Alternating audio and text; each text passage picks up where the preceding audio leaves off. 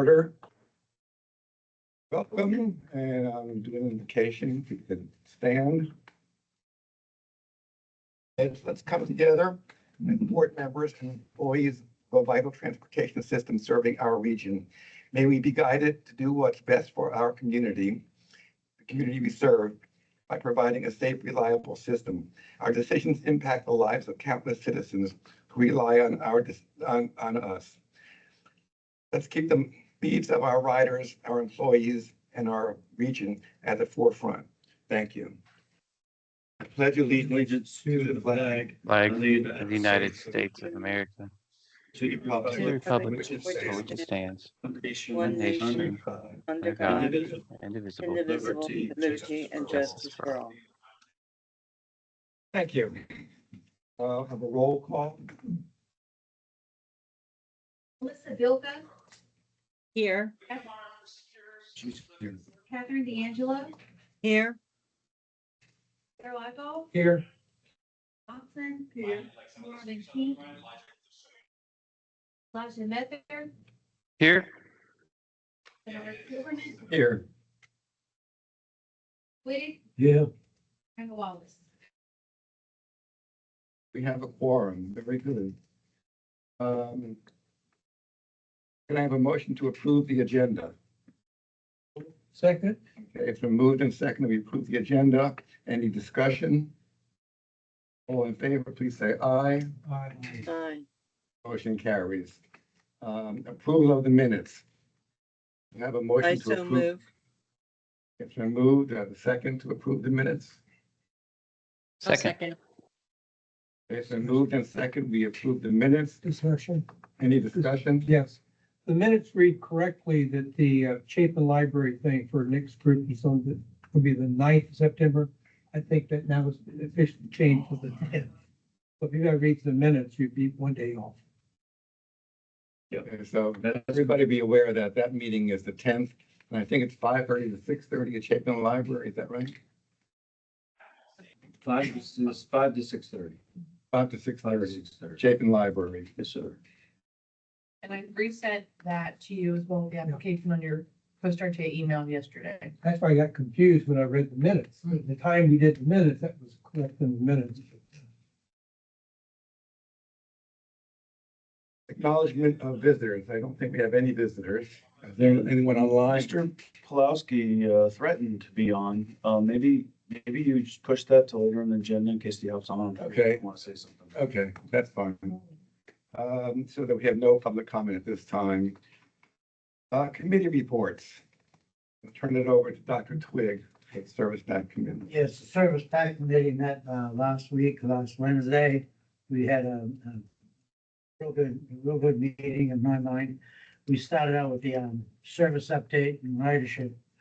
And of course, one of the things we wanted to notice is on our spreadsheet that the Road 16 numbers also include the deadhead to get from here down to Georgetown to start their routes. So that's something to keep in mind when we're looking at those, the ridership thing. The big thing we had though was July. There was no accidents in July. So we're doing very well on that. Hopefully we can keep that up as much as we can. On the shuttles, we talked about the entertainment shuttles a little bit. And really that the cities need to do a lot more emphasis or a lot more what I call marketing, okay, for their shuttles. Oh, and then we talked, of course, our customer service data. One of the things we saw in the customer service data was we had like 5,000 calls in like a month, 150 calls a day. And I said, well, wait a minute, that didn't work. Like Brian explained to us that it was 1,400 calls that were abandoned. In other words, nobody answered. And of course, those are calls that come in early in the morning or late at night or other times. And so Brian addressed this later as he gets into the fleet update. But yeah, we did a sample. We actually did a sample, and of course, a sample of about 200, about 170 of those. You know, we said, why'd you call? Right, and they were all, where's the bus? Yeah, they were. So we have some kind of information to deal with. There really two things kind of came out of that, and we still have a lot of work to do as it relates to collecting data and understanding how people are utilizing customer service number, but it's pretty clear that they're asking a lot of questions that we would hope have been answered by the app, which is, I think, telling. And there's, I mean, the other one was, as Dr. Twig talked about, we've got a lot of calls that getting hung up in the voicemail tree. And either people are getting frustrated or maybe they just say, okay, I don't want to deal with it and click off. But getting a little bit of better understanding of these calls that we're not answering, which was, about 25%. Maybe the bus is coming down the road.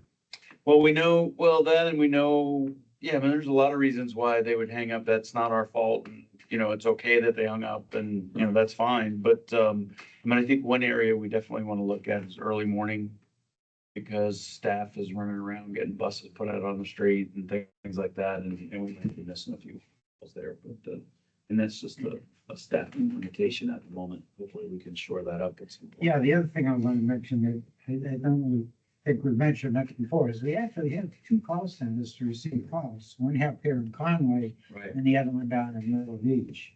So we're trying And I think there's pretty good cooperation between the two when they're both in operation. And Myrtle Beach doesn't really open until 7:30. But yeah, they work together to make sure we're covering the phones. yeah, and then we, with the Community Transit Partnership, we talked about the meeting that is now on the 10th, 5 to 6:30. One of the things that I wanted to look at, or I wanted to talk to the whole board, is to get members on Citizen Transit Partnership. And we have a general guideline. We have nothing in the bylaws that tells us exactly how many, I don't believe. But we're looking for about 15 people to be on this committee. I know in the past, we had a lot of riders and we had up to 23 people at one time. Really? But now 15, and we're looking for about 10 of really, business partnerships serve on this committee, and at least 5 riders. And what I would recommend, or what I espouse to the board, is to look at these applications. I know when I looked at social media, I had a couple of people who were complaining about the bus through my thing, and I says, fine, you should call Coast RTA, and we're working on this. And of course, it dawned on me. I says, oh, if I had one of these applications with a thing, I'd shoot it right off to those people and say, well, you're riding the bus, you want to have a voice and on how we make decisions and what we do, and put it back on them to help us out. That's what this is all about. So I say that to the board members, if you have people in your area or an area that you're interested in, feel free. And who's run that through? Marty? Lauren. Lauren, okay. Yeah, run those applications through Lauren before you make any commitments and stuff. Yeah, I would only add that it's been a little bit of a heavy lift identifying people to serve on that committee. We actually have quite a full agenda for them to look at. I mean, it's crazy. Yeah, I've been sending them out So we'll, and following up to individual people, so. and it can grow, it doesn't have to all happen by the 10th, but we definitely want to be selective on who the riders are. And I agree with you. We need rider input. But we want it to be useful input. So, but we're working on it. Yeah, and I'd like to turn it over to Brian for the fleet update. I know he had some PowerPoint slides here. Yeah, and some things have even moved since last week, when we talked at the committee meeting. We do have 3 new, transits, like this one, here in it's got the wrap on it. You can't really tell from the picture, but those are dual wheels in the back, so we've purchased a unit that, a little bit more beef in the back to handle the wheelchair. The wheelchair lift is in the back end of this, comes out of the back.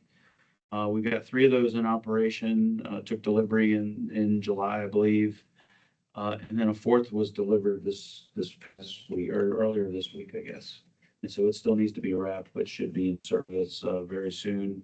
And it is going to be our 42nd vehicle. It's actually an expansion vehicle because we are running, hitting our limit on paratransit service. So we actually had to purchase a new set of electronics, radio, point,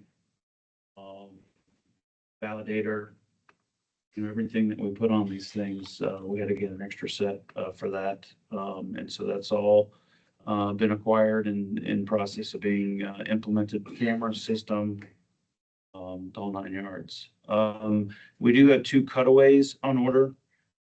This 4th transit and the 2 cutaways are being funded out of, and I'll be able to illustrate this a little better when we talk about the budget, but these are being funded out of the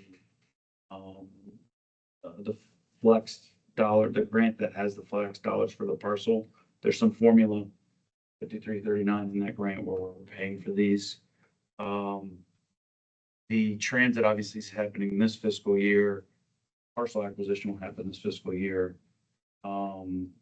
And the 2 cutaways won't happen until after the fiscal year, into FY25. So that's part of that grant that you'll see in the budget.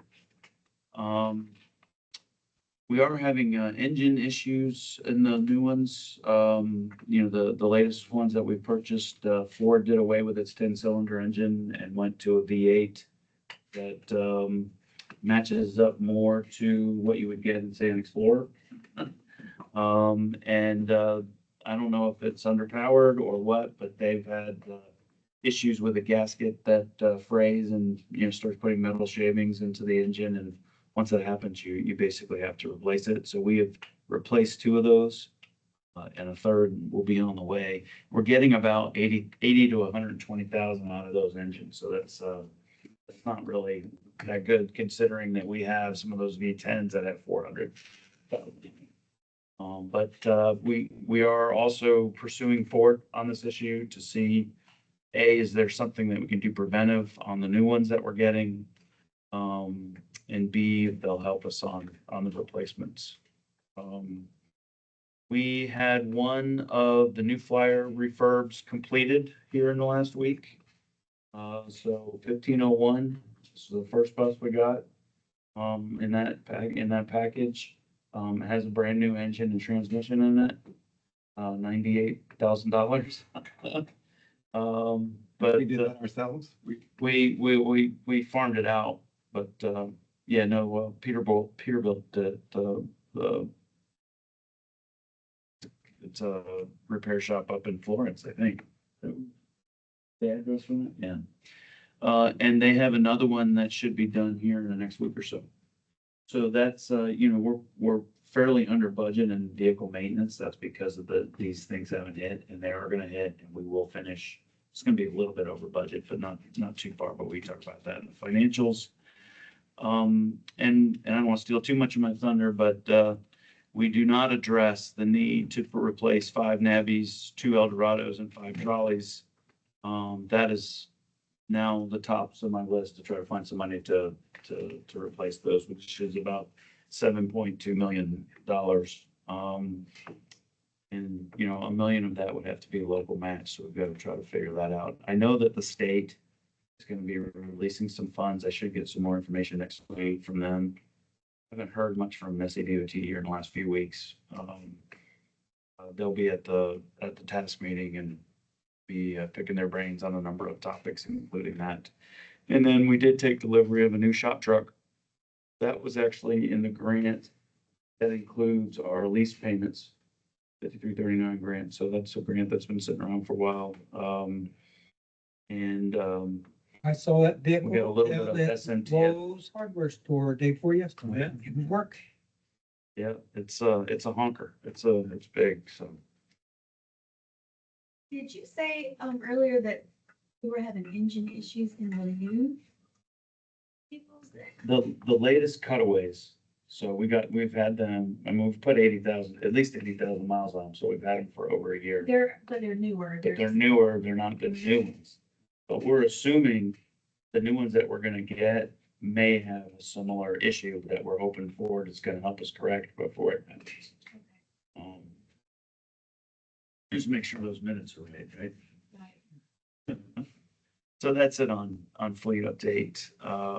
You know, I had a State of the Coast meetings this week with, or last week with staff, and I sort of did a preemptive strike because a lot of time can be spent in those complaining about buses, and I stipulated the fact that I got some dogs out there that are extremely tired, and just asked everybody to just keep fighting it, communicate. Honestly, I think they've done a pretty good job, you know, between maintenance and operation and you know, trying to nurse them around routes and getting them out of service when they're not operating correctly. But we're almost done with the summer, and hopefully we can take a breath after Labor Day and you know, keep on keeping on. And the two new flyers, would be nice to have them before June, but they're here and maybe we can we're gonna take two others out of service and try to get those done in FY25. Two refurbs on the new flyers. Okay, so it's not new, but newly refunded. Yeah. Yeah, for I do have one, Melissa, do you have anything to say about the van pullers? Yes, they're still running. No, just kidding. I'm actually meeting with, Commute with Enterprise tomorrow to work through some issues that we're running into. But we do have, the additional one did start running. And overall, I think it's going pretty well. It's just a lot of the detailed stuff I think that we're working through, especially since they had kind of a turnover in their ops position. We're just having little issues, gas cards, and we do have one larger issue in the potential dissolve, so to speak, of one of the van pools that we had split between two locations, and basically half of the group dropped out and gave their required notice. So that's one of the issues that we always have been working on, is how do you effectively set these van pools up where it's going to work for everybody who's involved, their schedules and locations and so forth. And that's the only one that we have as a mixed van pool. So it's not terribly surprising. And then in the other van pools, we've only had like, you know, one person or maybe two people drop out, one in each van pool. So it's not the impact that this one is having. But I would say overall, they're, Oh, I'm sorry. sorry. Two different destinations. Okay. I said, what is a mixed van pool? But Brian said two destinations. Yeah, it's two different destinations that, and we had a really good conversation yesterday with Torin over there at Enterprise. I was in Melissa's office. We're trying, I mean, I'm trying to kind of put together some notes for next week at the TASTA conference to sort of talk about some of the challenges we're facing with the van pool. And so there's a lot happening on that front in general, coordinating with PD RTA. Don Strickland and I are talking about, you know, how we might go about replacing a fixed route with van pool, which is something that we may need to consider moving forward. He's thinking of it in terms of his Lake City bus. It comes about 15 people. They're all kind of coming to the Ocean Boulevard area. Acts like a van pool because the bus sits here all day. So we're trying to kind of go through that. And I think, we talked about a mixed, the mixed van pool that Melissa's talking about is they're still owned by the same company, the two locations. So they're both Britain Resorts. Mhm. But I think to make that replacement of the Lake City bus, we're gonna need to be able to bridge between two different employers that might be next door to each other. And Yes, that's and a little more there's a complicated. there's a lot of logistics involved in trying to do that. Mhm. But Melissa's doing a great job as being our guinea pig. Did Enterprise give you invoices for June, July yet? I haven't looked at them, but I do have, Good. which is good because I need to send a report to Waccamaw Foundation. And I'm hopeful that between now and next Thursday, when we're doing this conversation and task, that we have some numbers to put forward because the investment by Britain is certainly higher than anticipated. But be interested if they feel like they're getting the return on the investment that they were looking for. And I don't think that's true yet, but it's within grasp, I think. So I don't know, Melissa, if you kind of agree with that or not. Yeah, I think the measurement that we're looking for is two things. One, does it allow us to, or do we gain any recruitment or new associates from having a van pool? So if they're out in different areas and they don't currently have transportation, or they have transportation, but they don't want to utilize that particular transportation, but want to work, are those people out there? And then the second one would just be, how does this impact our retention overall? And we have fewer people that started this year, let's say, that are in van pools. So we're watching anybody who may have started last year or this year a little bit more closely, but we do need more time in order to see what happens. To get good enough data to see if it really does have an impact on that. And we certainly hope it will. That's what we were hoping to do, is as part of offering this additional benefit.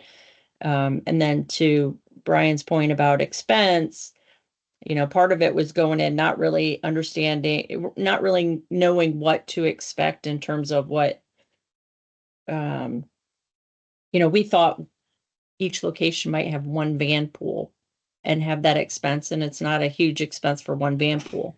But what has happened is at Breakers Resort, they have multiple van pools. So that increased their expense. And now at Caribbean, they have multiple van pools that are coming out of two different areas. So we can't upgrade one to a 15-passenger van and solve that issue.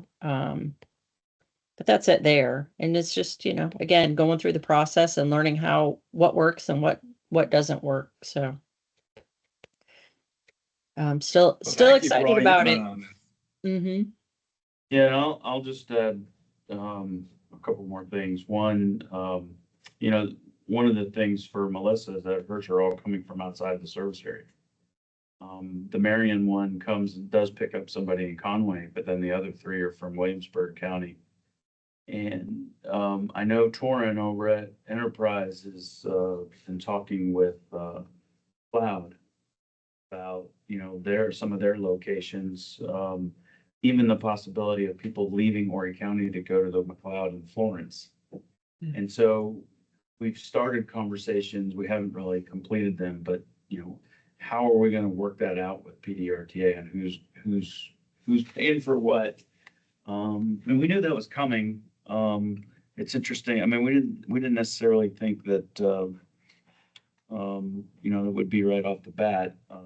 There was even some privately funded van pools that Enterprise is operating. Two that are in Marlborough County going to North Carolina, and two that are in Florence County going to Williamsburg County. So we got to get more information about that, and the other point that I want to make, kind of what Melissa's coming from, it would be nice to have some van pools that are a little bit shorter, because there's a big difference in price basically because you're paying for a mileage premium as well as additional fuel when you've got such a long. So I'm working with Enterprise to get a little bit more information on how they're calculating costs and you know, how much of that information is proprietary from their perspective and how much of it. So, it's an interesting thought process. We'll see how it goes. Brian, I had a question again on the, I guess more on the PD. Yeah. PD transportation runs a bus from Lake City down to Myrtle Beach, and Yep. also basically from Florence down to Myrtle Beach for the workers. And in the past, over the past 20 years or so, we've let them, I'll put it in these terms, we've let them use our routes, or, you know, into our territory. And with nothing, okay, we don't, will these van pullers, if we change some of these to van pullers, would that become a revenue stream for us here at Coast? Is that the No. thinking, or? Not really, no. Probably I mean, off. I think, obviously the two ways we could split it are destination based or origin based. Depends which way it's going though. Exactly. And so those Lake City runs would become ours if we did it destination based. And I think Don needs to kind of come to grips with, is that how he wants to play it? You know, that's an expense that probably we weren't anticipating necessarily. But then by the same token, if he's got, you know, 4 vans going to McLeod, Florence, Here, that's his problem. yeah, I mean, that's his problem. So I think it would all work out in the wash, for all intents and purposes, but, we just gotta make a decision and figure that out. Certainly, Don and I are to the point where we're not worried about our fiefdoms necessarily. It doesn't, you know, the transit is not a money-making enterprise, pun intended. And so we'll work together on it, and, you know, whatever works best for him and me, we'll come to that, and I'm not worried about that at all. What's more problematic is Williamsburg County. Williamsburg County ought to be contributing to some of this, and we need to broach that with them. So at the very least, we might get a little bit more money for expenses. And we're not, you know, so you're right. I mean, that's an opportunity for a revenue stream. Okay, because I remembered, years ago, we were talking about putting a transfer center of some sort. We had some money, we had Right. typical do stuff. And the idea, it was pitched at that time, was the PD would bring their people here to Conway and then turn their buses back and go back, and then our buses would come. And we would get ridership for that, which of course could be converted into funds of something. And I would say that's still on the table as a possibility. You know, we weren't sure we had the seats, you know, necessarily for the limited service that we're running. It's a 2-seat ride for the passenger, so it's a little bit more inconvenient for them riding to and from work, which is already a super long trip. Sure. And we'd have to work out how we'd handle fares. So that there's a lot to work out for something like that to happen. But, you know, I think for Don's benefit here to kind of switch this over to Vanpool or do something like that would be that he'd get the driver and the vehicle back in Florence to operate during the day, which is something that he could use. So that's the value that would come out of, you know, him switching the service somehow. He did say that he went out and had a conversation with the Lake City folks, and they were none too pleased with any changes whatsoever. I guess that's par for the course. We've been doing it for a long time. A lot of them have been running that bus for, you know, more than a decade. Yeah. Thank you. Cool. I think that's all. Anybody else have any? I have a couple of things. Two, I read an article, I think it was from the New York Times, it was from a New York paper, just yesterday, about 40% of bus riders are avoiding fares in New York City. It's Like less, fare evasion. yeah, fare evasion, 40%.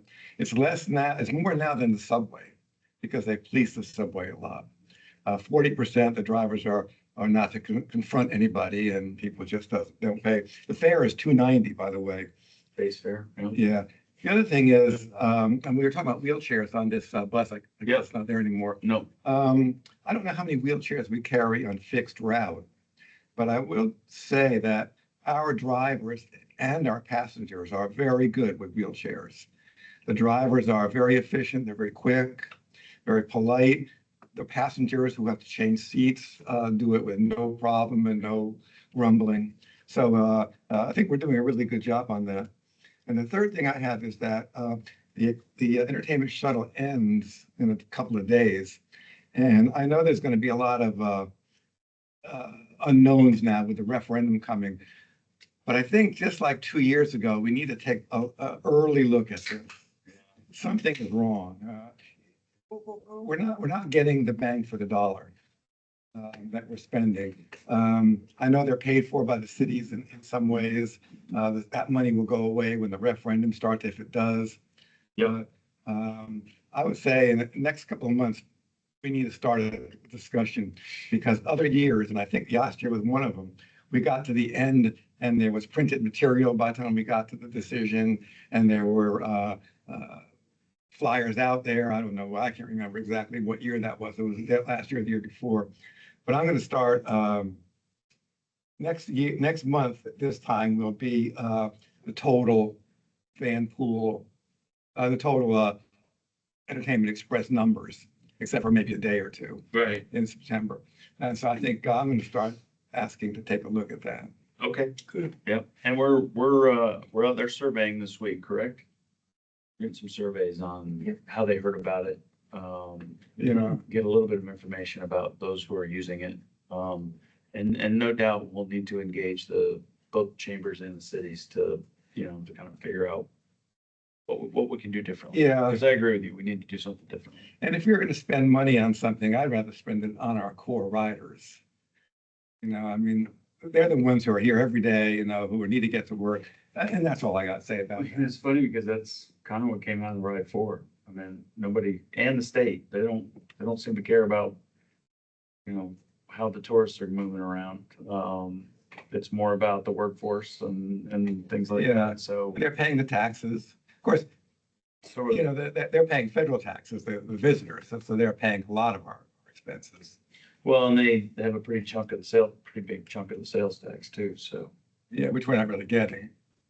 well, not yet. It will be. Hopefully we will be getting it. Yeah. So we'll see. But I mean, I think, as when we get to the budget discussion, there's a lot of things like, rethinking the entertainment shuttle that we need to do, whether Ride 4 happens or not. Okay, anything else for Service PAC Committee? Okay, the next thing on the agenda is Finance Committee. I'm gonna skip around a little bit here and do financials first and get that out of the way. Okay. I wish Marvin was here. He said he would try to jump on, and I didn't think he would. He's opening his business this week, and he's got people from corporate. So that's I don't know exactly what that means, if they're here or I don't know what they're doing. But I did make some notes, and I'm just going to read over my notes a little bit. On the income statements, there are some things that appear way over budget, but are explained in the notes, and they're generally the same things we see over and over again. The under budget things are admin salaries, mostly due to an open procurement position. Vehicle maintenance is under budget because of timing for the midlife refurbishments of the two new flyers. Travel training and several other things that are way below budget in percentage, but smaller dollar amounts, so they're below budget. The categories of big dollar amounts over budget, transit salaries and overtime, are overtime salaries, overtime and facility maintenance. So facility maintenance, I know, is going to be an ongoing thing. We're not going to really do much about that. Other items over the budget are high percentages like tires, but that's been the whole year and that's going to straighten out eventually. And it's a low dollar amount, really. The percentage is 100. And I guess it's 100 Yeah. because it can't go higher than that. Well, we're not doing retreads anymore, Right. So we have a better product. presumably. We're paying more for it. Passenger fares are down 35,000 or 9% for the year. Ridership is up this month in July, 54 to 56,000 over last July, 54 to 56,000. But the 12-month total of 548,000 is down from 588,000 from last year. So that's pretty far down, and it's very concerning. And because that's what we're doing. We're sitting here talking about budgets and money and meetings at Chapin Library, but really we want to carry passengers. That's what it's all about. And so that's a concerning number that we need to, I don't know what we need to do. Paratransit ridership is steady. Over the three categories, this is on the balance sheet page, we're down only 1.2%, which is an amazing number. The balance sheet shows an LGIP total that's very scary low. Yes, it is. And that's something that we're going to have to address. And Brian may talk about that in the budget. I'm sure he will, or I hope he will. And cash requirements that are usually all over the place and not worrisome because they change so much. But one thing that you will notice in them is that the entire principal of the Conway National Bank loan is repaid in this cash requirements list. Yep. And that's all I have for financials. I mean, you've got the papers, the notes are pretty complete. It hasn't changed a lot over the last few months. So I wish Marvin were here because he's so smart and clever and all that, but he's not. So that's what you get from me for financials. I don't think that was too bad. I don't know that I have anything to add. Does anybody have any questions about anything? Will you remind me what the yellow and blue is? Yeah, the yellow are federal draws that there was some question as when those were gonna be able to hit. And the blue are state draws, which there was some question on when they were gonna hit. So I had them highlighted. Everything seems to be operating normally. There are some outstanding invoices at SCDOT. They're smaller. One's for 32,000, one's for 24,000 that relate to SMTF dollars that we're getting for the lease on the maintenance facility and shop truck. Both 5307 and 5311 grants are in force. And we've been able to right the ship. July was pretty ugly. Early August was pretty ugly. I think we pulled down our first draw would have been like around the 15th of August, maybe something like that. For federal. And so yeah, we should be able to pay the bulk of CNB by the middle of next month, and then the rest will be in October 15th. So it'll be paid off in time for the note. Well, about a month ago, and I can't remember if it was a committee meeting or the last board meeting when you gave the most dismal report I've ever heard. So I'm wondering if you gave that report because you knew good things were coming, or Well, it was a dismal day. no, I mean, it's been a rough summer. Yeah. I mean, there's no doubt about it. And it doesn't get better in FY 25, as we'll soon see here in the next conversation. Yeah. Bernie talked about ridership numbers down in terms of dollars.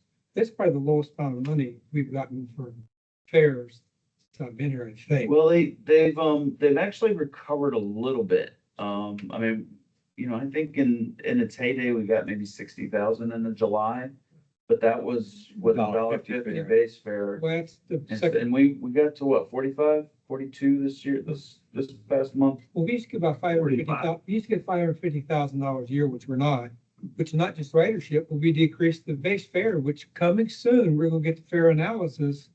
And that's gonna be another day coming up. What are we gonna do about fares? It's a consideration in the budget is, Yeah. probably looking at a fare increase. Okay.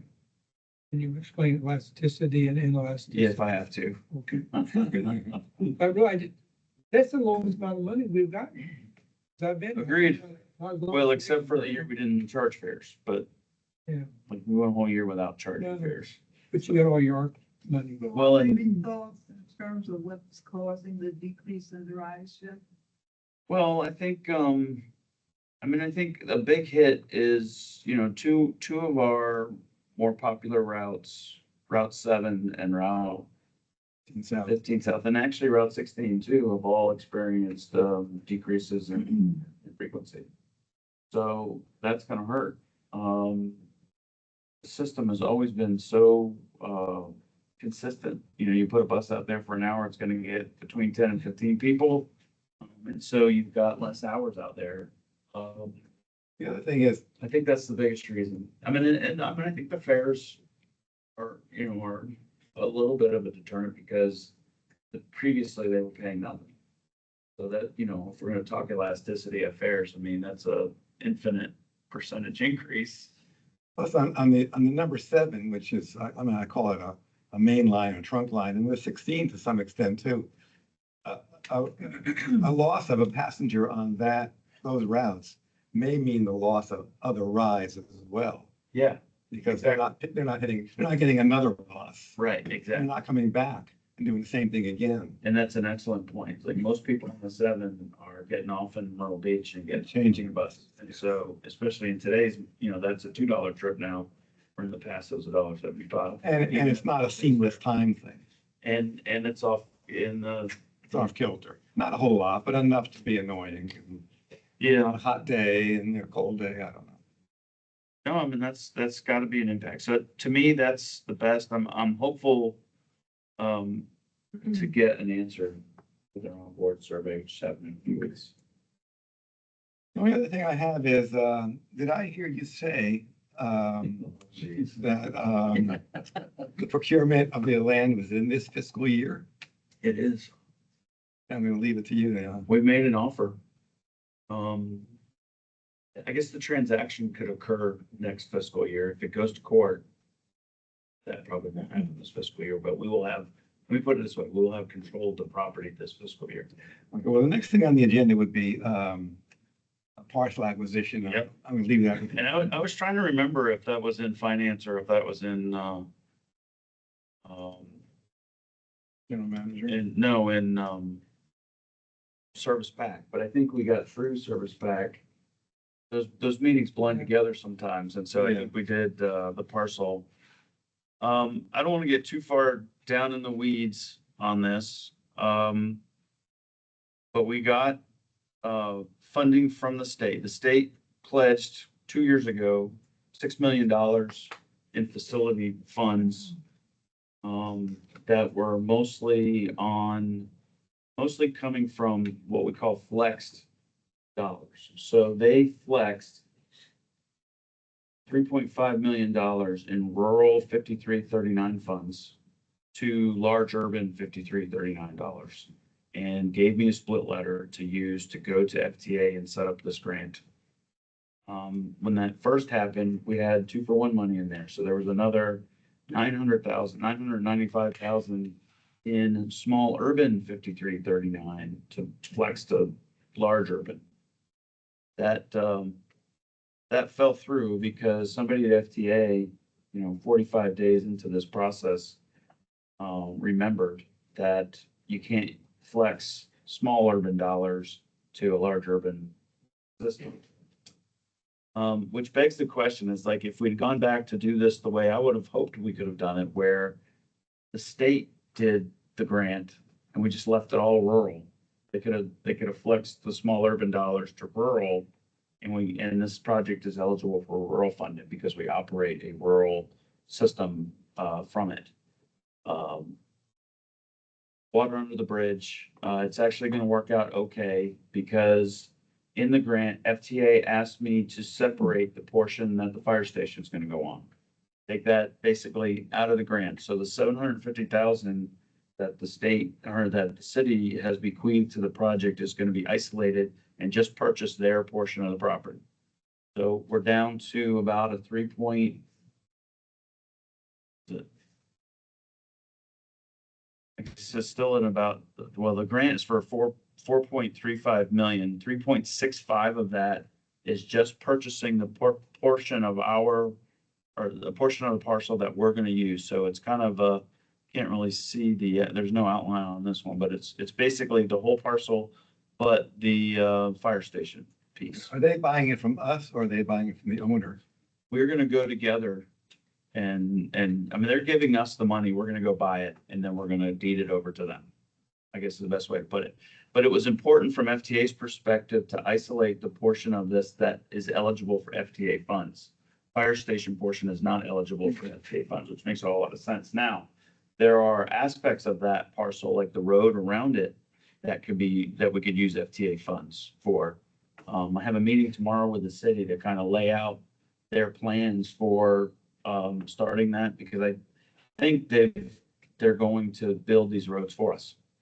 And we'll be able to take credit for local match as a result of that, like an in-kind type of local match. And is state flex dollars local match? The state flex dollars are all federal. Every penny that came from the state are federal dollars. And we had to do our own grant as a result of it. So this was mostly, while I was screwing around with cash requirements, I was also dealing with getting this grant up and running. And it got a little hairy there at the end because we had an appraisal for the whole 21 acres. And I needed to get a new appraisal for the 18.53 or whatever is left over so that FTA would be happy. And that appraisal can't really see the light of the day locally because it's the whole appraisal that's gonna go to court if we have to do eminent domain. But that one parcel up by the transfer center is owned by a different person, you said? Oh, well, you're jumping the gun on me here, but yes. So I can't really, it's hard to see this on this map, but the one half of the transit center, it's right where my mouse is, if you guys can see it online, but one half, there's a little box right here. It's 1.7 acres. That's owned by Withers Corporation, and the rest of it's owned by Preston Holdings. Withers Corporation and Preston Holdings have the same address. So they're owned by the same people. But in South Carolina law, we have to separate those and go after them separately if we are going to use eminent domain. Which is Now, which of those fine. two corps have the majority of the property, though? Doesn't one of it- those two have the rest? Yes, so 1.7 acres is Withers, and then the rest, so what is that, like, 19 something. yeah, or 20, yeah, around 20 acres is all Preston Holdings. This parcel that is owned by Withers is actually extends across Grissom Parkway. It was split in the eminent domain process by SCDOT to put the road in. There's another 8 acres or so across the street that is part of their parcel there. The problem is that, well, I say it's a problem. We're taking care of it. It's just slowing us down a day or two, is we have to do a third appraisal. All right, so, and this is for local. And so now we are appraising that site by itself. And because it's by the road, it jacks up the price. So it's gonna cost another $75,000 in the price. Which is cool because we have contingency in our grant to cover such things.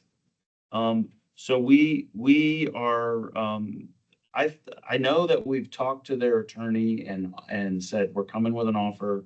The letter of intent is supposed to happen today. And so we're gonna give them an opportunity to take an offer and not go to court. There's the possibility that we give them a letter saying that, yes, if you decline this offer, we would condemn the property and take it for public use. That gives them, if just by that threat, gives them the opportunity to delay capital gains tax on the sale of the property for 36 months. And they can reinvest those dollars. So that's an incentive not to go to court, hopefully. I don't get the sense that they're gonna take that. So going through the condemnation process, I learned a lot in the last, 3 weeks. I think, our attorneys think we have a fairly smooth case because we're not leaving any remnants of the property that might not have any value. And by virtue of it being a fire station going in next door, it's all public use. So we're not gonna develop any of it. I think at some point we are gonna try to work a deal with Elvis in the backyard. But I told him that that's number 483 on the 500 Two white, steps. what are two white boxes up in the area the parcel we're talking about? Those are, that's the transit center. Okay. So you've got 12 bays around it for buses, and one would be, like a waiting areas, customer service. I think this particular site design actually puts admin up here. Okay. But there's a number of things we could do there. And it won't have to look like that. And one could just be a cover, just a cover for people to wait. Okay. So we've got some, design work to do to kind of figure what that is. South Carolina Department of Employment and Workforce wants me to put a daycare center in there. This childcare is a huge issue for, of course. Yeah.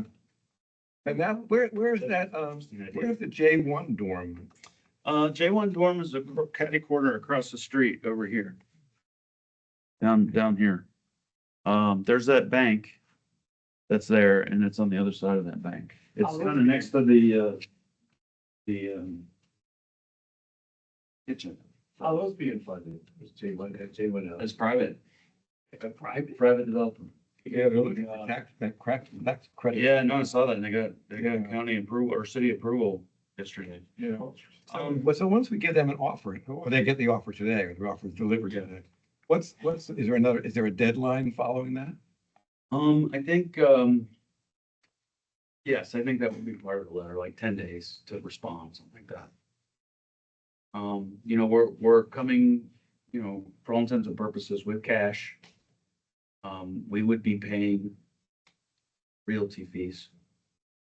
I estimate those to be about 125,000, which is a deal from Keystone. They wouldn't have a realtor on their side of the house. Then you've got, legal fees to close it and all that stuff. So that would all be part of our deal above and beyond the 3.65 million that we're offering, or 3.4 and change with the change in appraisal. FTA requires us to stick to the appraisal and try to lowball it or do anything like that. Brian, you've been at this for how many years? It's some progress, right? Yeah. Some progress. So, a couple of things on these bullets, just to make sure you guys are fully informed on kind of what's going on with this. We have 750,000 coming from the city for this project.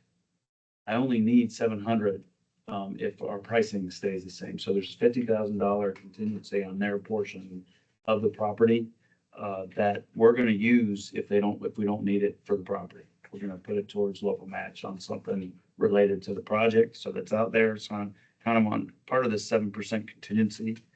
And so we have 4.35 million plus the contingency in the grant. And then the grant also includes 469,000 to continue design. So I'm going to keep Kimley Horn rolling. What we plan to do is to do what's called a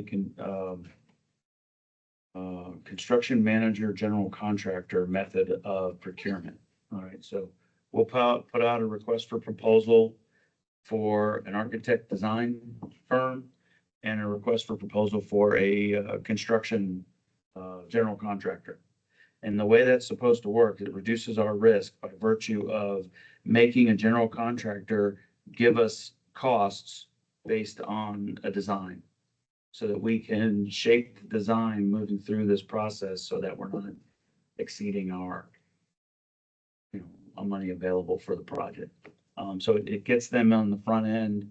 You can get better pricing on, raw materials and those types of things based on that. And Kimley Horn is sponsoring a table at Task, and their whole spiel there is going to be this project and putting information about this project and talking to other vendors about the chance for building them. So I know Reeds and Young will be there, and I know Mashburn will be there. Mashburn's local, so we'll see how that goes. And also talking to other architects. I know HDR is interested. The Ecom will be interested. Wendell which specializes in transit facilities, will be. And so then the first product in those RFPs will be the design for the transit center. And there's the rest of that 6 million that the state pledged, that, we'll use to build the transit center probably first out of the gate. What about the transit center in Conway? That doesn't, nothing changes with this until we can move out completely. And then we bulldoze this place and then we start from scratch. But the dollars you just mentioned covers this place. The dollars I just mentioned are the transit center in Myrtle Beach, because remember, we've got to get out of the double wide as soon, fairly soon. At some point. There's yeah. been delays in that, It but, was gonna be May the 4th. right, but now we don't have to worry about a temporary facility. We can go ahead and try to build this, coordinate with the city on, like the access and, there's just a lot of opportunity with the city kind of going in on this with us. So on that 7% contingency from FTA, that's not included in the 3.65 million. And do we need to apply for it if we need it?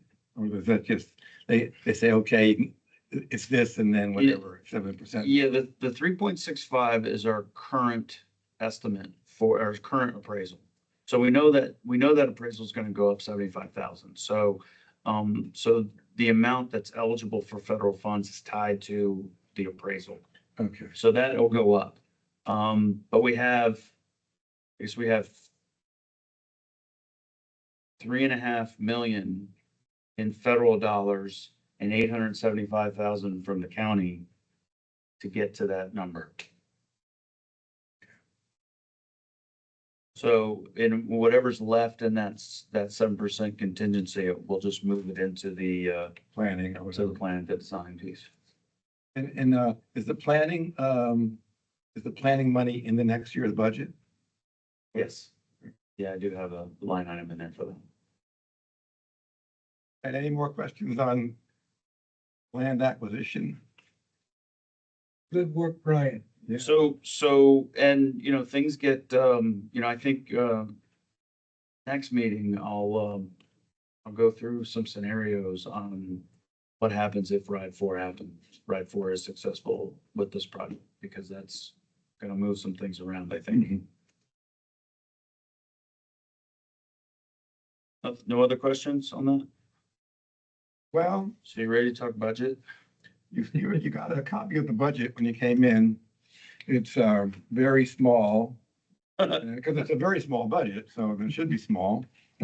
But Actually, pretty big, actually, but. yeah, Finance Committee has looked at it for the last at least twice over the last week. And these slides are in the board drive, Okay, if you want to look at them. so I think I can speak for our Finance Committee. I mean, Marvin's not here and Elijah is here and Daryl, you can speak for yourselves, but I think we've kind of decided that this is where we're at. And we don't have a lot of choices, but I would encourage everyone Right, to take a exactly. hard look. Go ahead, Elijah, I'm sorry. Were you saying something, Elijah? I think he just agreed with you. Oh, okay. But I would encourage everyone to take a look at it. There'll be time for questions. There will be changes possible, although today we need to pass this budget today. So I would say take a hard look at it. I don't think you're going to find a lot of play in it. And I think Brian has worked very hard.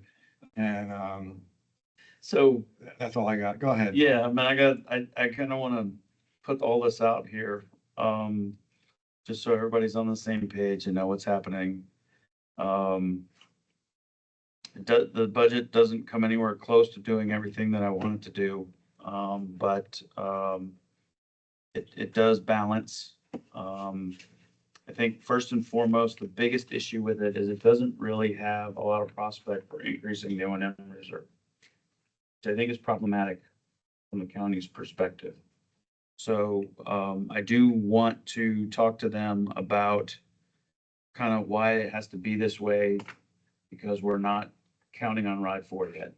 You might want to mention to the board what the O&M reserve So requirement is. we're part of our funding agreement with the county is that we have a 5% O&M reserve, so 5% of our operating cost. So if our operating cost is $8 million, $9 million, then we've got to have, what is that, 450,000? Yeah, 500,000 in, so we're nowhere near that. And we have a time frame by which we're supposed to be putting that back in there, which with this budget, we will not be meeting. We're not going to The be. timeframe is 1 year That's- from Yeah, meet that Well, timeframe. beginning of the next fiscal year, be October 1st. I think it's June 30th. I think it's their fiscal year. Oh, okay, well, that's even worse. That's worse. So I want to, when I present the budget to county council, I want to propose to them that they have $315,000 from FY 22 road use fees that have been withheld because those road use fees are held in litigation. And those dollars, I know for a fact, are in the local government investment pool, which is right where we put them. And then the dollar amount that Barry gave us included interest. So, we're making interest on those dollars. I would propose to them to leave it right where it's at. But let us count those dollars towards our O&M reserve. It's not as liquid as it would be if we had it in our account. But I think that's something that, and then hopefully when it does, when the litigation is resolved, then maybe we can just throw it into So you're only LGIP. 200,000 short then. Right. And so we'll, I think it's possible the way the grants hold out that we could be at that number by June 30th in the local government investment pool, but I'm worried about after that. And so we'll need to think about how that plays out, and I'll let them know. There's still quite a bit of capital funding that's available to us. Obviously, the biggest chunk of that is 3.45 million from the state for facilities. We're just gonna let that be until we're ready to do some bricks and mortar.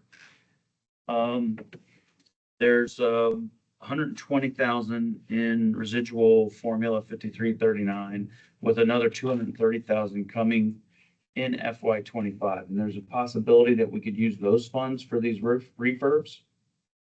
And take a little bit of steam out of 5307. But it doesn't help us on generating I'll get to some of the issues with 5307 in a moment. Our Formula 5307, we had 533,000 in residual funds. These were dollars that have been collected and preserved for North Carolina that they can no longer use. And there's actually some funding that we could have used a while ago that's been sitting in there. I propose to use those dollars for all intents and purposes for operating. But I cannot use all 533,000 for it because we are hitting our head on the max allowable amount of funding that we can use of 5307 funding that we can use for operating expense. That is 75% of our annual allocation. So the region gets 3.2 million. I can't use more than 2.4 million of that for operating expenses. And this budget has like $2.383 Pushing against the million in 5307 dollars. So that's one of our limitations. And you may remember in past budgeting, we've talked about not using those for operating, using other dollars for operating and preserving 5307, because it wouldn't, if we've been doing that over the last couple of years, especially with the new allocation that came out, with 3.2 million is like almost $1 million more than what we've got in years past. We would have some new buses We can coming. have some buses, exactly. And that's a point I want to make to county council. It's like, I want to set some expectations for people out there that if Ride 4 is successful, we're going to need some time to right the ship from a capital perspective before we get more service out on the street. And I don't want that to come back and bite us. Rick County, Bernie and I were talking last night. Do you brief admin or INR? I don't know yet. I gotta, It might be, one or the other. INR is is the week after next, and admin's not until late in the month, like the last week of September. And- But I'll leave it up to them. okay. It doesn't matter to us. I think from their perspective, they want us an admin.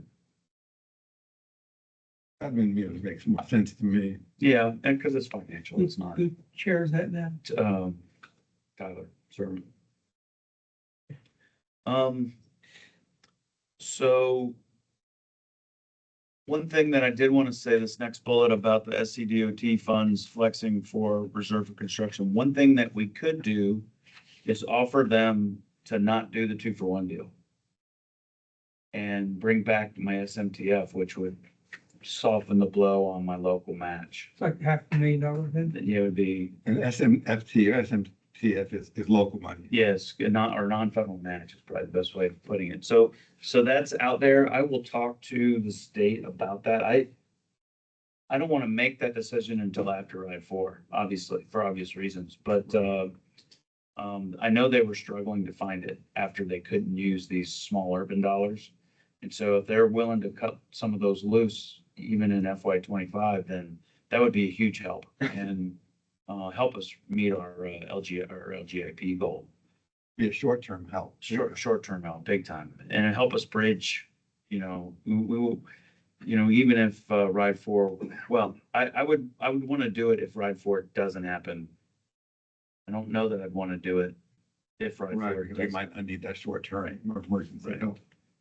And so then we still have some $5310 out there from GSATs they'll do another round of proposals next February. And there's the possibility of us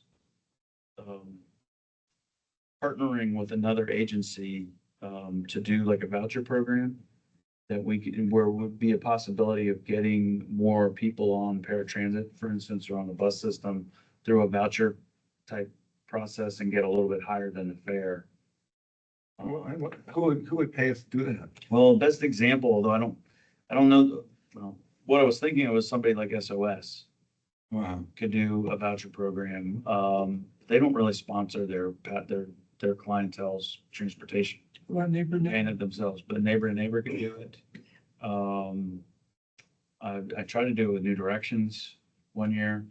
But it's there would be expense to it. It wouldn't be free to us, but it's a way to hopefully utilize vehicles that are already out on the street and generate a little bit more revenue. So, that would, and that'll throw GSATs for a loop. They're like, what are you gonna do with it?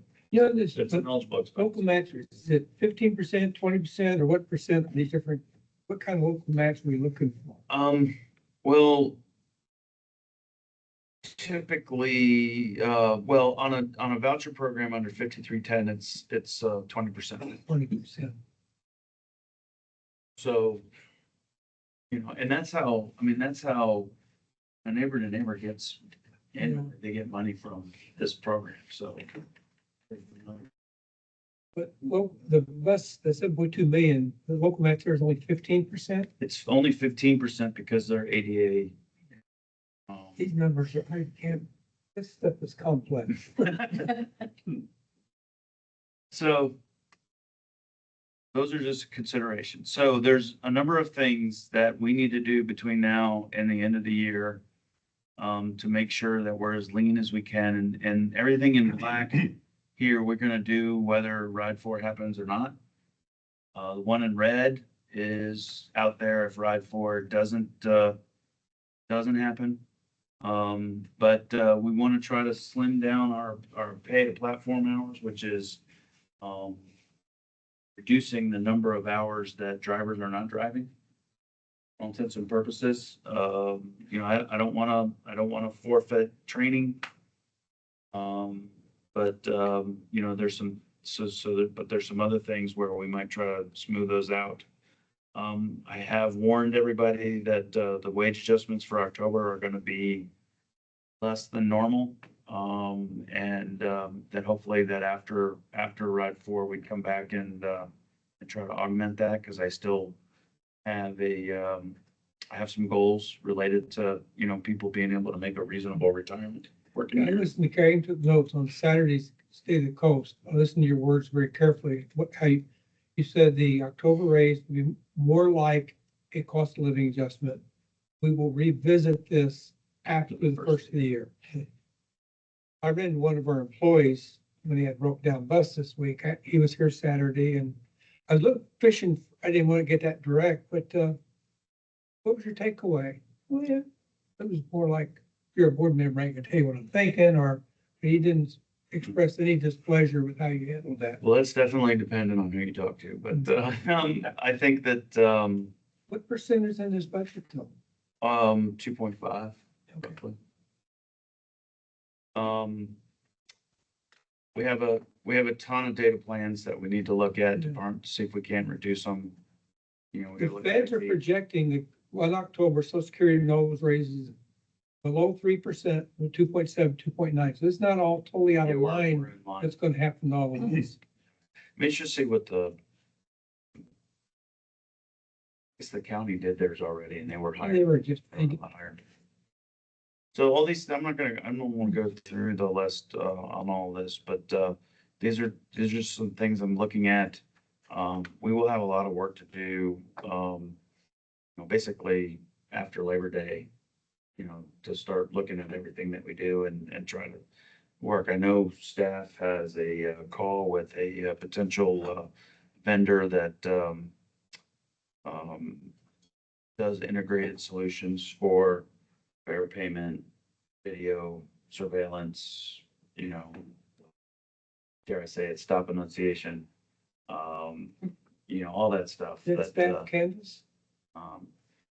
That's, yeah, it's all on Canvas. But you said staff, I'm just curious, who does those cut without a? So actually, Tom and Rob will be in there. Rob handles a lot of the electronics Rob's a very good guy. on vehicles. And we're gonna have Beemore in there, our IT consultant. And I would like to, I've got to call him, but I would like Jeff Thompson over at T2H, who's helping us work through Google Transit, and replacing our app. And Elijah too. Maybe if he's interested, I'll send him an invite. Since Yeah, since send me he's, on. I'll sit got a in on new it. cush job. I don't know yet. I might have thrown myself to the wolves. We'll see. Well, let's talk about, in finance committee, last couple of times, last week and then yesterday, we talked about what we might need to do to balance the budget if there is no ride for, and what we would have to do to balance our budget. And it's, and I know you don't want to talk in any specific terms and probably can't at this time, but I think we need to talk about what is happening. It's in the resolution. There's about a 12 to 14% assumption in reduced labor hours. That I have no clue where we're gonna get that. What scares me about doing that is, we could attack it a number of ways, like, cutting out days of the week, like a Sunday service, reducing how far into the evening we go. But we've got so many one bus routes out there. Cut in service is eliminating a route. So I don't think we need to say too much more about it. Right. Except that it's the only way that we can really save money. Right. I mean, there's small amounts of money in technology and other little things and stuff. But the way that we can really save money and balance the budget is to reduce our service. So it's assuming about a $500,000 reduction in expense, from that piece, but there's other parts of expenses that are going up. And I did, I have a page, I won't spend too much time on this. Effectively, we're gonna finish about $270,000 over budget this year. So there's something. And we have the revenues in there. And so I kind of pivoted off of those estimates to complete, where we were on the new budget, and then took my reductions. And so I added, 3% to labor costs. And then pulled the hours out essentially. I do have one thing, Marty sent me something yesterday, I didn't get a chance to look at it, but, I want to see where we are on pace by department and hours to see how close they are to budget, because, I'm a little bit concerned that it's not the actual number of hours, it's something else. Whether it's health insurance or, whatever other thing in there, that I just want to make sure we're on pace with, you know, that it's physically more hours in there than not just other types of expense. And so, and that'll be big in the research into going into how we try to streamline things a little bit moving forward. And I won't ask you even what would happen if RIDE 4 passes, but it would be different. It would be a different Well, scenario. yeah, well, I mean, I think we're looking at a budget revision after the election, Mhm. regardless of what happens with the election. Because if the election is successful, I think we are going to try to soften the blow on 5307 and borrow against some of those proceeds in the second half of the year. Mhm.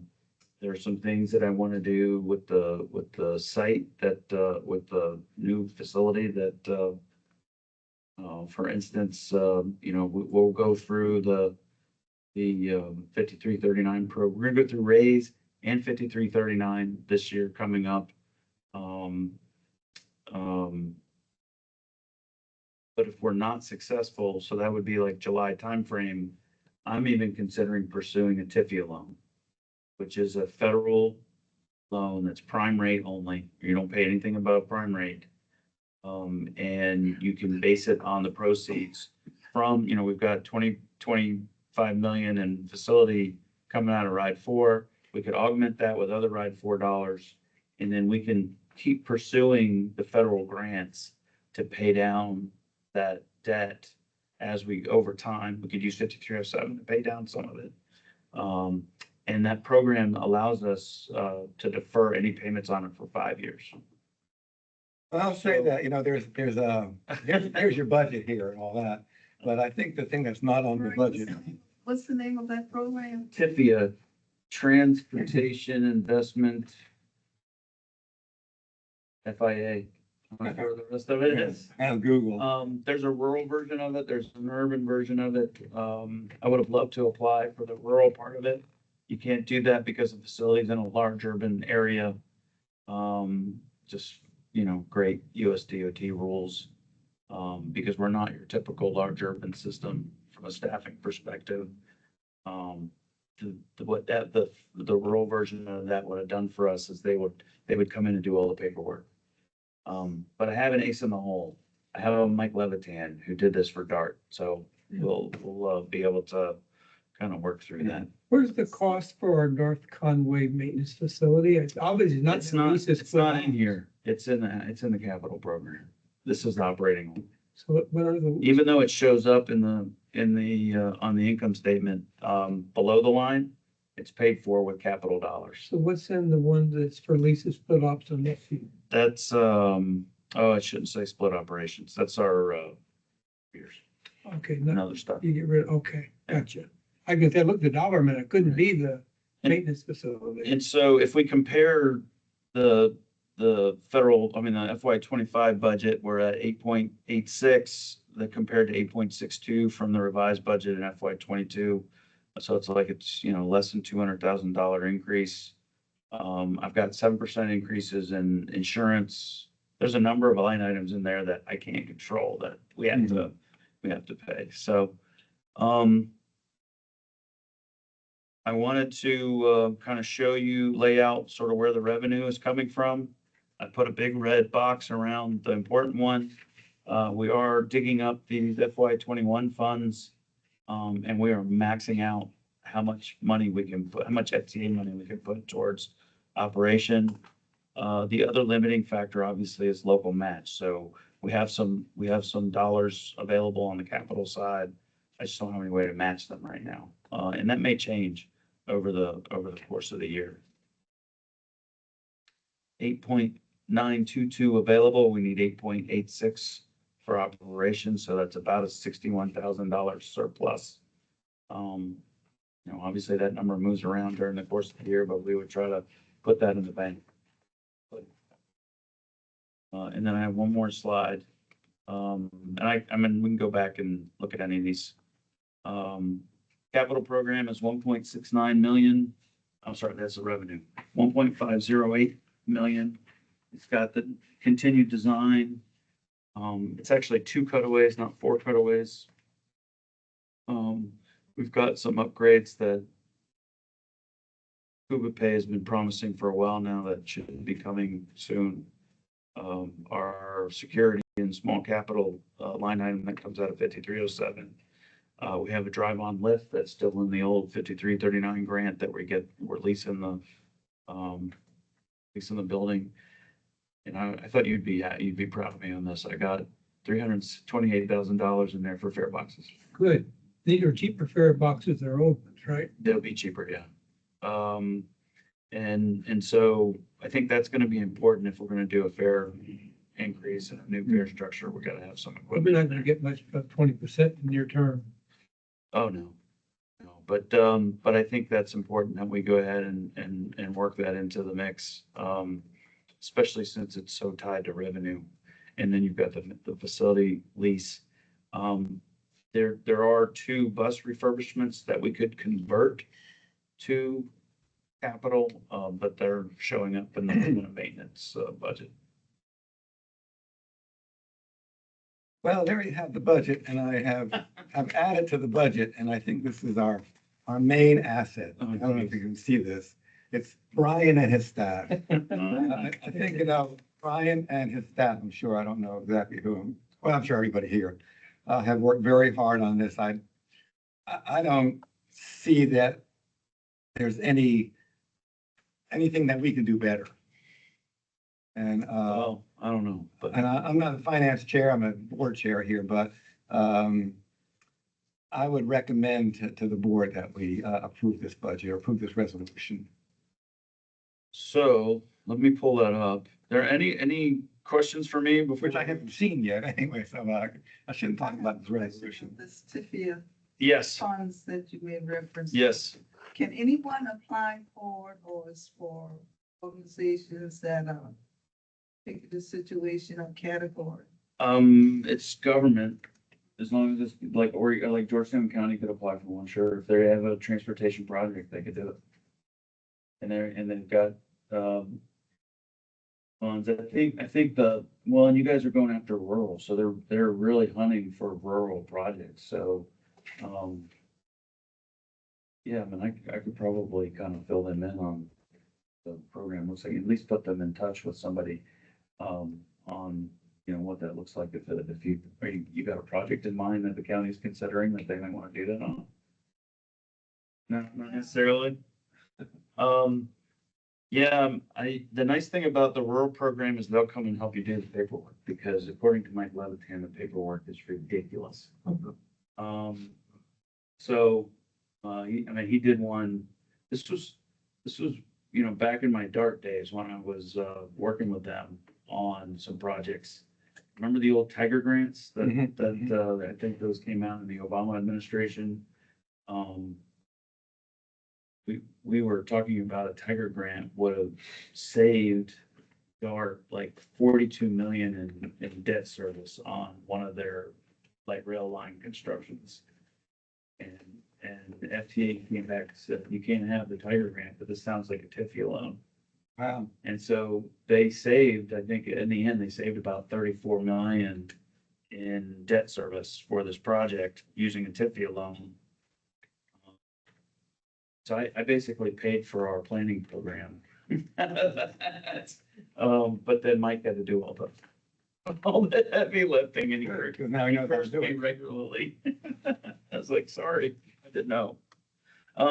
So I do want to spend a little bit, I put the background up here, and I won't read it word for word, but I put all of the numbers in there that you all usually ask for in terms of costs and revenue and where the revenue is coming from.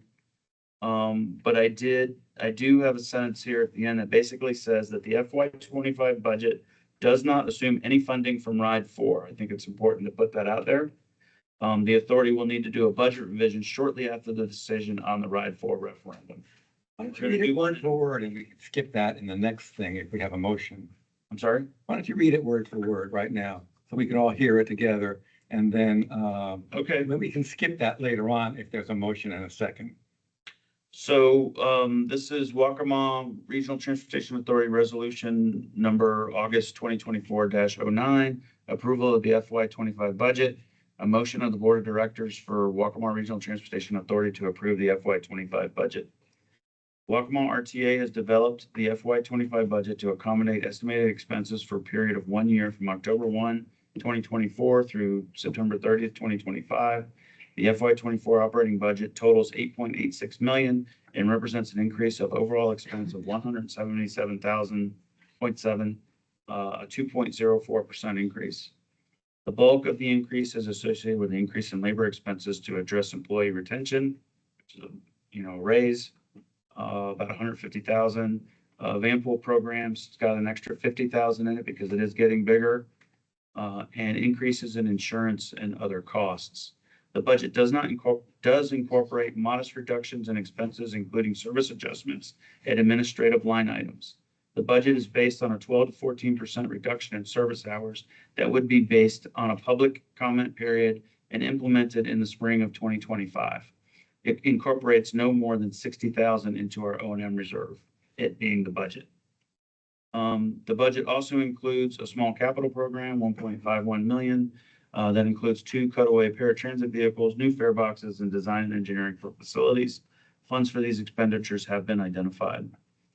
There are 17 revenue sources identified in the budget, totaling 10.36 million from federal, state, and local resources, as well as operating revenues, fares, and advertising revenues, and those types of things.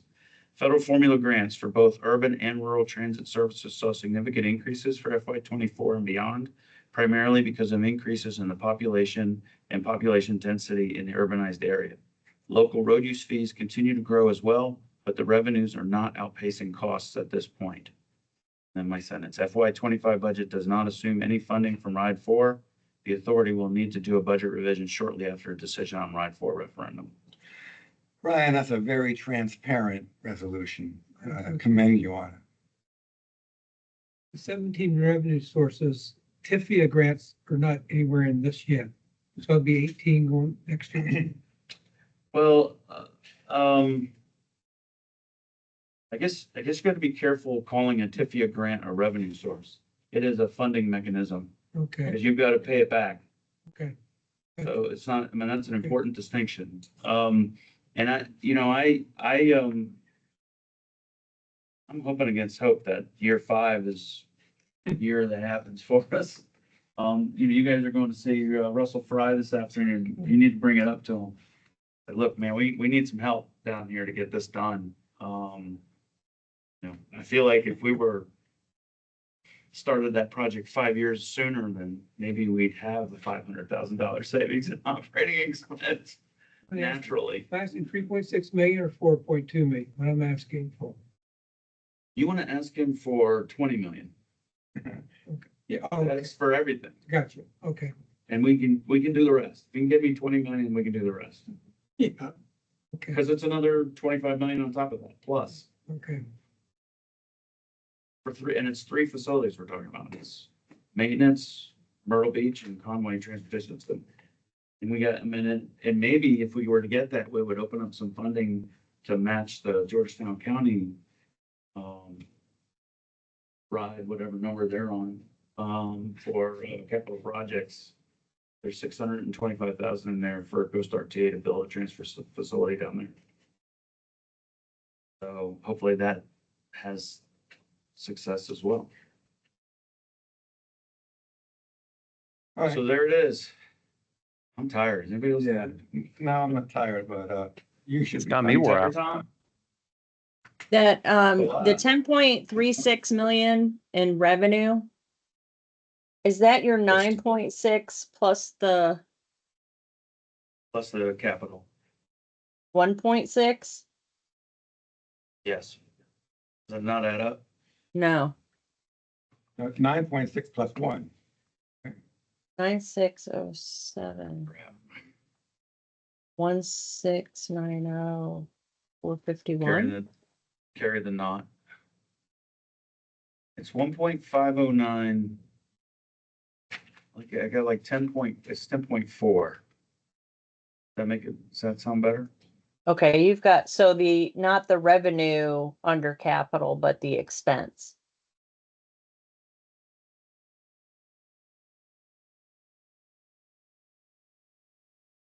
25 revenue Yes. above, 9607.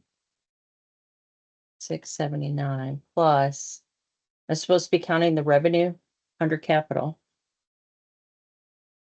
Budget also includes 1690451. Make sure right. That's why I was asking. I'm like, am I looking at the right numbers? Because I have 11.298. If it's the revenue under capital plus the revenue under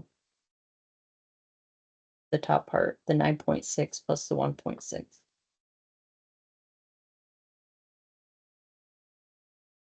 Looking at the budget page, I am missing 15,000, but I'm not seeing what you're seeing. she's reading the, 17 revenue sources identified in the budget totaling 10.36 million. Are you reading from the resolution? so the numbers above are expense. So the expense is 8.86 plus Mhm. 1.5. Is that what you're looking at?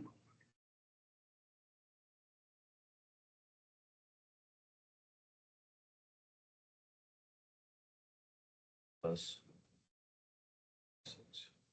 Maybe Yeah, it's so just the way that it's stated then. There's 17 revenue sources identified in the budget totaling 10.36.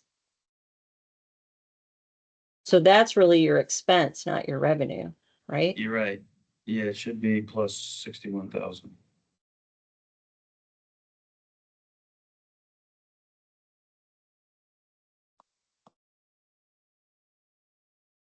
So eight. So it's 10.42. And then that satisfies the expense in the upper paragraph, upper two paragraphs. Is that what are you Still right ciphering? with that, Melissa? I'm not Yeah. really sure what's going on.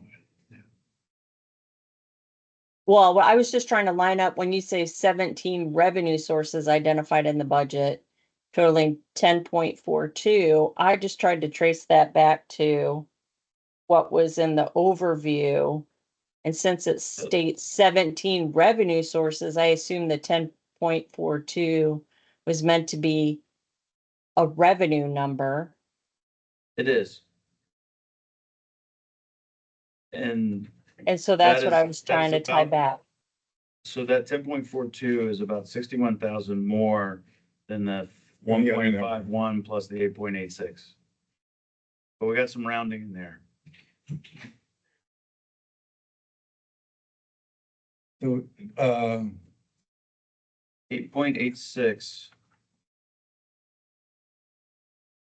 plus, sorry about this, you guys. well, that's fine. 1.51 is 10.37.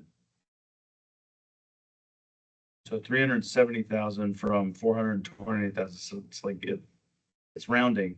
It's like 50, but it's actually closer to 60.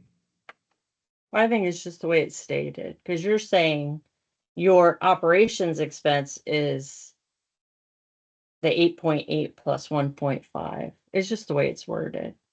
Because I'm see like what putting it I on see my what you're screen like y'all can see it. It's not 10.42 in revenue, it's 10.42 in expense, right? It's 10.37 in expense, or 36 in expense.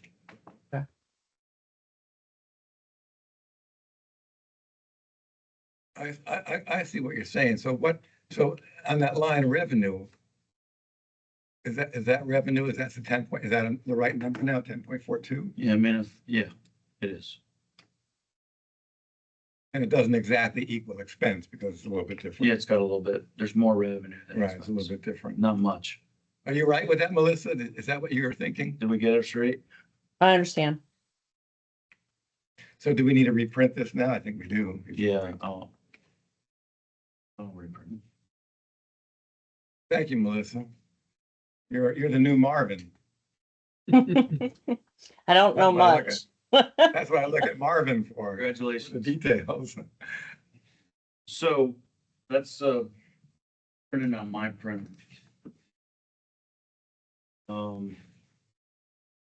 I guess you could get A motion. motion. All right, do I have a motion to accept the resolution as it will be printed in about a minute? So I moved. still move. So moved. Okay, I need a second. So, I'll second. Is there any, so that was method and then, Melissa? I got Daryl, Katie. okay, so we've read the resolution. Is there any discussion about the resolution? Revolution Hey, or resolution? Resolution. What did you say? You said said revolution. revolution. Oh, I meant to say resolution. I thought I did. we need a revolution. Yeah, okay. Is there any discussion on the resolution? Hearing none and seeing none, all in favor, please say aye. Aye. Aye. Aye. Are there any opposed? Okay, the motion carries.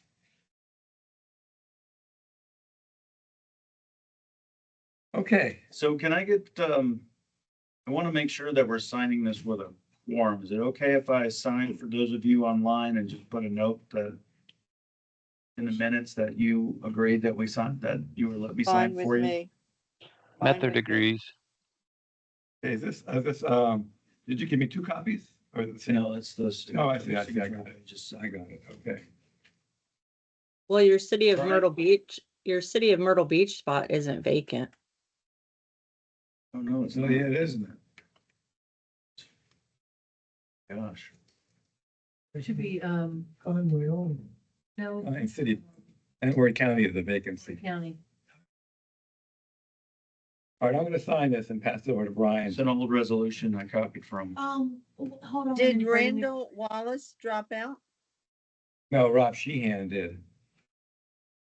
Oh, I see. Yeah. What am I waiting for? We're gonna have to reprint. This sheet.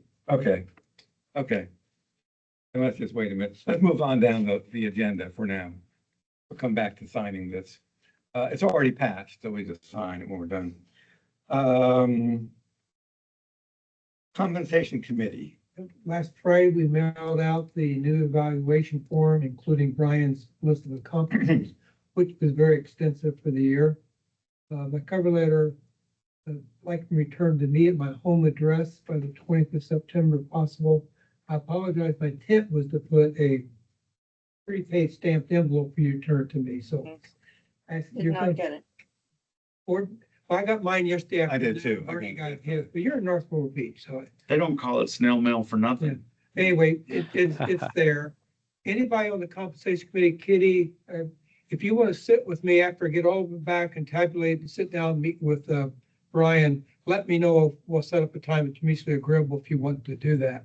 Okay, Anytime Okay. except a Thursday morning, not early in the Alright. morning, please. 6 a.m. it is.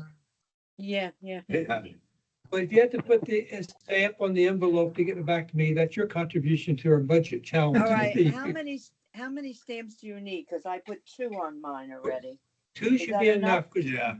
the big package, mine was $2.87 by extra thing. You don't need to mail back Brian's list of accomplishments. You keep that. You only need the evaluation form back to me. That's right, okay. But 2 stamps should do it.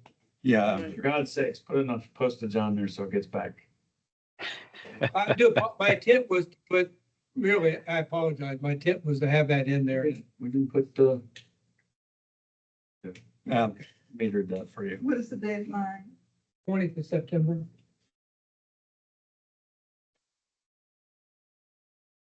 All right, other ad hoc committees. I don't think, do we have any reports from any other ad hoc committees? I don't think so. Old business.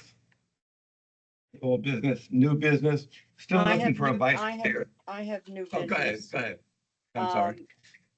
Brian, I need a vehicle for December 7th. Christmas parade at 5:30 PM. Pearl Harbor Day. Yeah. You on it, Doug and Tom? I Trolley? will send a note, but I'm just putting a head out. Cause I'm paying for ma'am. the spot, all right. All right, anyone else need a bus for anything? Okay, that's old business. New business, still looking for a vice chair. You can nominate yourself. I would not go around nominating other people without checking with them. But if anybody has questions about vice chair, what it is, what it takes, what it does, they can talk to me, they talk to Daryl, talk to Kitty, talk to Marvin. But we're still looking for a vice chair. General manager report, you have anything else to do? Just that, next week will be, a bunch of us will be attending the task conference, here in Myrtle Beach. We've got a lot of work to do between now and then on some presentations. I think, the task board has, done some really good work on sort of reshaping our organization's mission. And we're going to be presenting that on Wednesday morning. So I'm looking forward to getting some reaction from folks on that. So it's first out of the box will be me and Cat Moreland talking about our vision statement. Is that AARP National Consultant going to be there or not? Have you heard? I think we're working on it. They are meeting with the Impact Group this afternoon. So I'm going to be on that call just to listen in, but we're hoping to get, 10 or 15 people to come next week to talk. We have the Thursday afternoon will be, state agency day. So we've got aging, and I'm not sure if AARP is going to say anything, but Office of Rural Health and will all be making some presentations. And then the last thing on the docket is that sort of a watered down version of our workforce summit that hopefully Melissa or me will be talking about the Van Pool program, but we're also going to have Harbor Freight there to talk about some of the funding that they've been given PDRTA to do routes and, to support their workers. That impact group that Brian mentioned, AARP National, under their Livable Communities Initiative, have talked about transit, particularly in the rural areas, and help the people of Columbia. They designated South Carolina as going to be the test bed for going forward for that. So there's been a lot of money on this. I'm not sure what Don and Task can get out of it. Well, it is, I understand them, and South Carolina is one of the states that they're trying to kind of do the piloting Yes. for it. So, I think, Task and Charlene and Charmaine and her crew, we got moving forward on some things. Would be good. Executive session, I've not heard anything about an executive session. Anything for the good of the order? What does that mean? I don't know. I think we should drop it. Pop-ups. But I don't know, I talked about dropping it. That was Marvin's addition, so we got to ask Marvin what it meant, what it means. Okay, anything? I'm sure it's a Robert's rules. I don't know. Anything else for the good of the order? Thank you, Brian, for that. That was for the good of the order. Yeah. Any announcements? Okay, next meeting, Wednesday, September 25th. I'll take a motion to adjourn. So moved. Second. All those in favor, please say aye. Aye. Aye. Let's wait a minute now to sign that resolution before we all take off. Yeah, I did print it. Thank you, Melissa. Thank you, Elijah. Who else is on the candy? Thank you, everyone. Have a good weekend. Thank you. You do the Thank you, same. Kitty. Thanks. Thank Bye-bye. you. Kitty, Bye-bye. take good care. Yes. How do you transmit this to Horry County? You don't meet, depending with admin or INR, but you'll send the hard copy